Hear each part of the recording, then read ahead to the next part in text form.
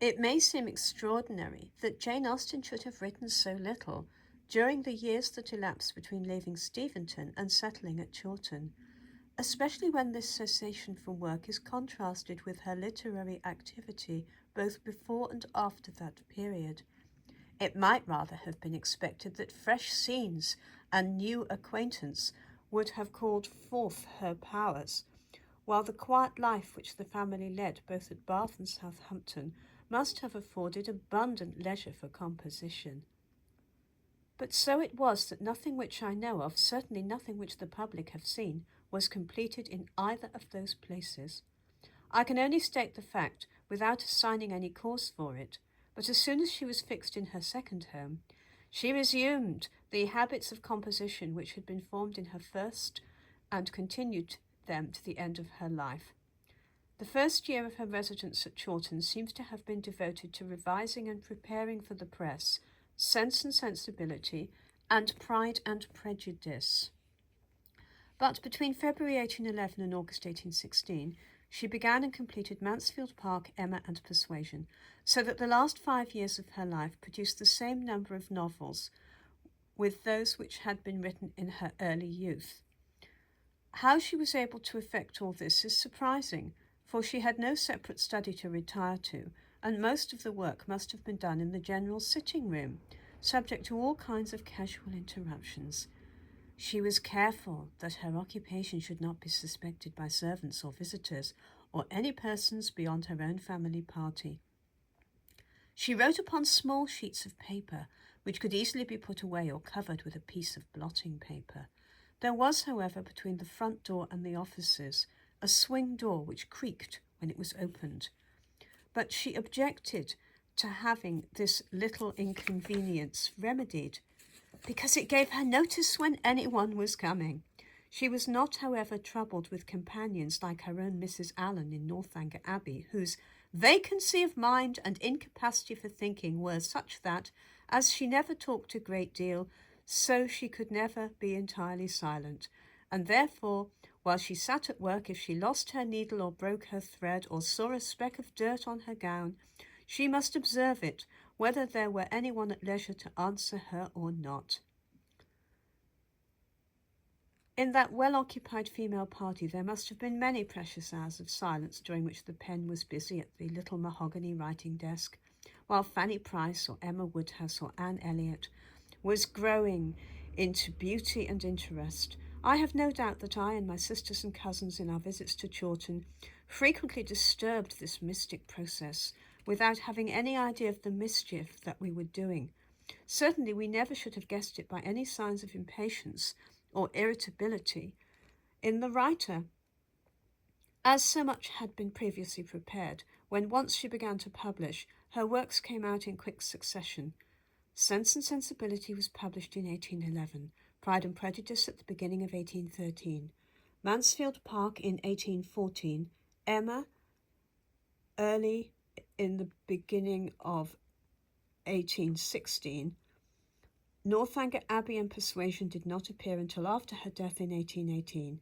It will be shown farther on why Northanger Abbey, though among the first written, was one of the last published. Her first 3 novels were published by Egerton, her last 3 by Murray. The profits of the 4, which had been printed before her death, had not at that time amounted to £700. I have no record of the publication of Sense and Sensibility, nor of the author's feelings at this, her first appearance before the public, but the following extracts from 3 letters to her sister give a lively picture of the interest with which she watched the reception of Pride and Prejudice, and show the carefulness with which she corrected her compositions and rejected much that had been written. Chawton, Friday, January the 29th, 1813.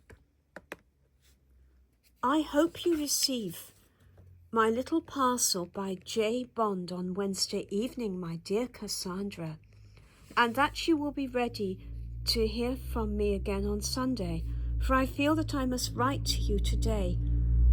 I want to tell you that I have got my own darling child from London. On Wednesday, I received one copy sent down by Faulkner, with 3 lines from Henry to say that he had given another to Charles, and sent a third by the coach to Godmersham.